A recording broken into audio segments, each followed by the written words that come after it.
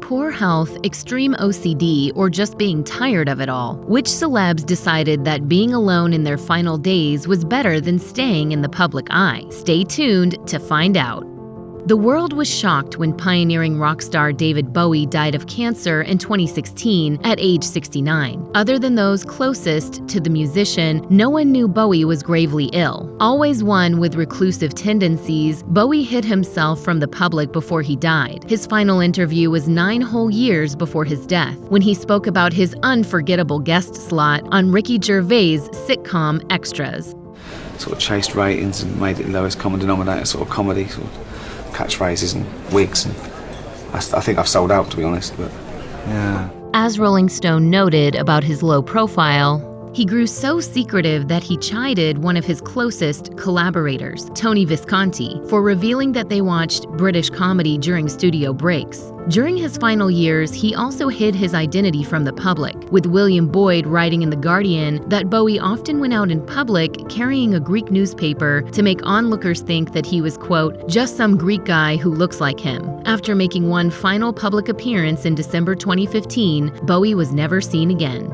According to those closest to him, Michael Jackson died a virtual recluse. The king of pop's seclusion was precipitated by the many child abuse allegations he faced. According to the Australian news agency ABC, despite being acquitted on all charges, he largely disappeared from public life following his infamous trial. Despite dying in isolation, Jackson had high hopes for a comeback with his This Is It tour. However, as The Independent noted, he only agreed to do the tour because he had no other option, facing financial ruin in the aftermath of the trial and various other legal issues. A source told the Daily Mail, the money was just unbelievable, and all his financial people were telling him he was facing bankruptcy, but Michael still resisted. He didn't think he could pull it off. Of course, the concert sadly never materialized, as Jackson died before it could begin. He was 50 years old.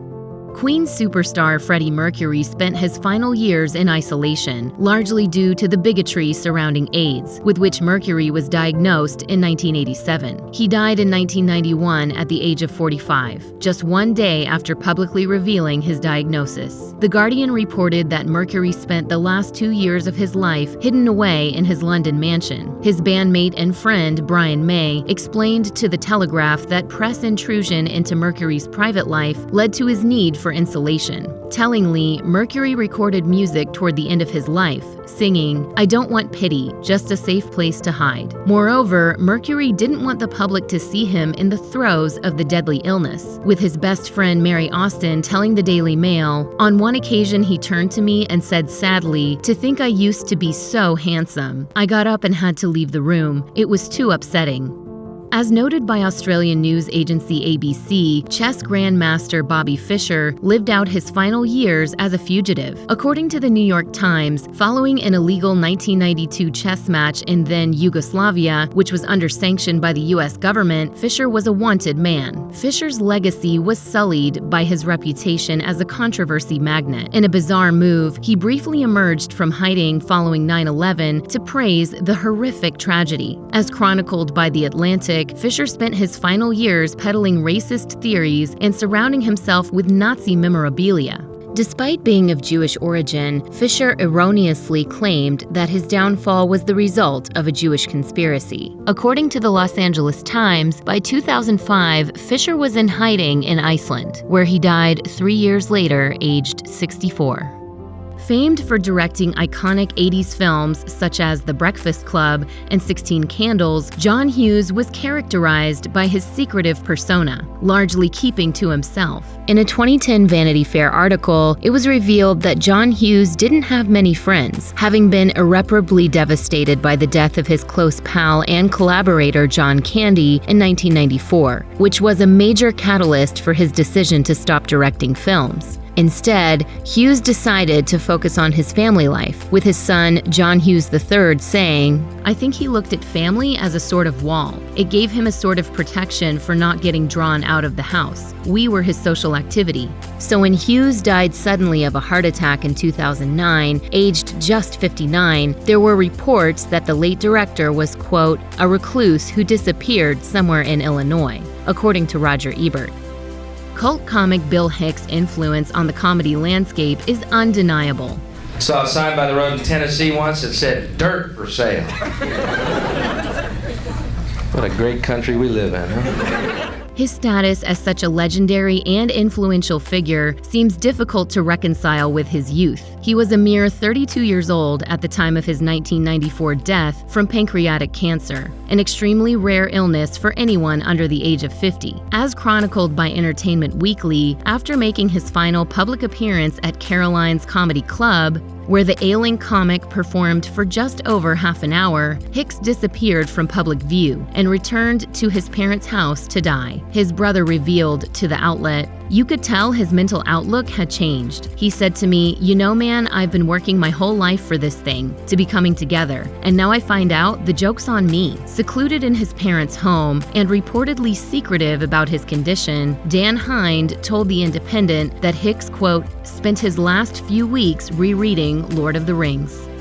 Layne Staley was the frontman of the iconic grunge band Alice in Chains. Toward the end of his all-too-brief life, he became a recluse. Refusing to speak to those who loved him, Staley's friends and family had no idea that he was slowly wasting away in his apartment. According to Far Out magazine, during his final years, he neglected himself to an extreme extent, which resulted in a bout of gangrene. In his heartbreaking final interview, he admitted, "I know I'm near death. I did crack and heroin for years. I never wanted to end my life this way. I know I have no chance. It's too late." According to Billboard, Staley was found dead on April 5, 2002, but due to his reclusiveness, no one found his body until it had begun to decompose, and the 34-year-old had to be identified through post-mortem tests. Zsa Zsa Gabor was a flamboyant, glamorous socialite who soaked up the media spotlight. But the erstwhile party girl spent her last years as a recluse due to ill health before her death in 2016. According to TMZ, Gabor's husband, Friedrich Prince von Anhalt, attempted to make her final years as happy as possible. But in an interview with Radar Online 2 years before her death, Gabor's daughter, Francesca Hilton, said her mother's solitary life was far from happy, and that she wasn't always allowed to see her. Yeah, sure. I mean, Francesca can visit her mother. But I don't want anything negative here. Every time I go to the hospital, they say they don't know what name she's under, they can't tell me. According to Express, there have also been claims that von Anhalt purposely kept Gabor a prisoner in her home, with author Wendy Lee alleging, "Frederick now makes all public statements on Zsa Zsa's behalf, monitors all her calls, and bans her from receiving visitors. He also has complete control over her finances, including the £10 million mausoleum where she is a prisoner." However, von Anhalt insisted that Gabor's decision to go into hiding was her own, telling Express, "She just doesn't want anyone to see her in a wheelchair. Zsa Zsa wants to be remembered in her prime."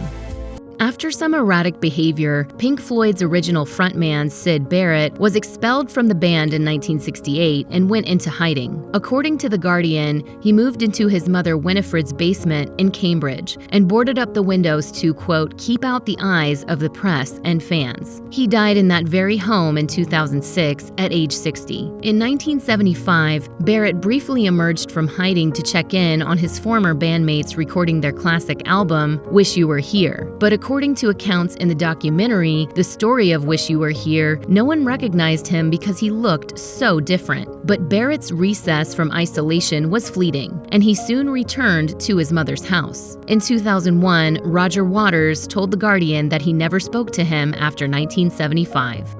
Acting legend Marlon Brando went from highly publicized superstar to recluse towards the end of his life. As director Stephen Riley told the Los Angeles Times, the actor was a, quote, prisoner of his own fame. As reported by The Telegraph, Brando avoided social interactions during the last few years of his life and would only communicate with friends over the phone. His retreat from public life followed the tragic death of his daughter Cheyenne in 1995, which was precipitated by Brando's son killing Cheyenne's allegedly abusive boyfriend. Brando was known for his reclusive tendencies, but as his health deteriorated later in life, he retreated further, not wanting to upset his friends and family with news of his imminent demise. His daughter Rebecca recounted their last conversation to GQ, saying, "It was just a few weeks before he died. He didn't want everyone to know how bad he was. We expressed our love for one another, and that was it." Brando died in 2004, aged 80.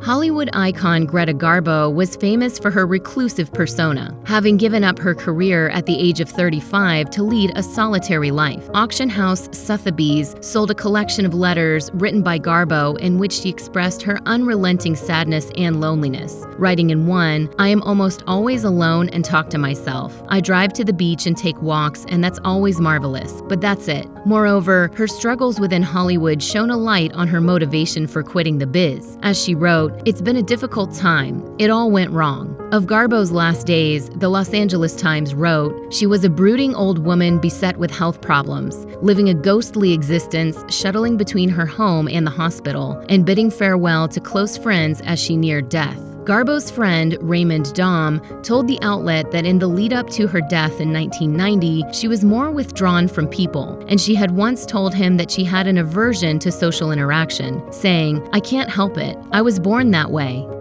Billionaire Howard Hughes was a renowned innovator who experienced lifelong mental illness at a time when mental health conditions were stigmatized and poorly understood. In recent years, the magnate's illness has been characterized as obsessive-compulsive disorder, which led to him shielding himself from the outside world. Raymond D. Fowler, who conducted a psychological autopsy on Hughes, explained to the American Psychological Association he was convinced that he was going to be contaminated from the outside. James Phelan's seminal novel about the billionaire's final years, Howard Hughes' The Hidden Years, detailed the detrimental effects of Hughes' reclusiveness. His once pristine appearance had been reduced to long, unkempt hair and a beard that reached his waist, while, quote, "his fingernails were 2 inches long, and his toenails grew and grew until they resembled yellow corkscrews." According to the New York Times, his reclusiveness was so severe that at the time of the 70-year-old's death in 1976, he had weighed only 87 pounds. Former Glee star Mark Salling died by suicide in 2018 at age 35.